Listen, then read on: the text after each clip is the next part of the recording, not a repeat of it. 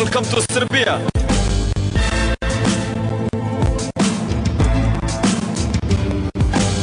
Welcome to Srbija, gdje murija ubija, gdje nema pravde ni za lek i samo Bog je sudija. Sve ima svoju cenu, a nema ništa u poštenju.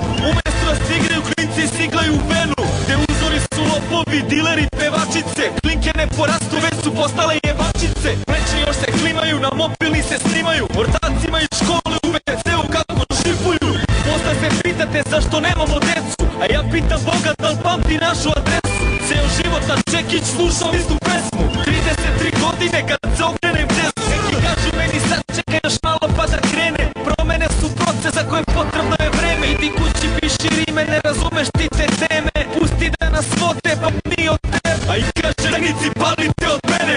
Slušajte dobro sada ovo saopštenje. Formili smo frakcije, ekipe su spremne. Kao Pater Majko ima sve da vas je. Spreman kao Hamas, repetiran galaš. Ko Novembar ja te vremam dok ne postaneš moj talak. Kao Apis crna ruka, za prevrate sam stala. Beogradski sindikat, drži čvrsto pravac.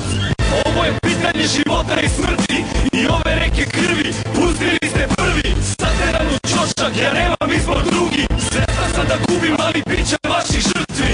Ovo je pitanje života i smrti. Proklinje vas Bogom jer ne terate da mrzim. Odgovor je teror, ne bi me čuli. Preživeti neću, ali bit će vaših žrtvi. Sve ste nam uzeli, čast i dostojanstvo. Pa šta nije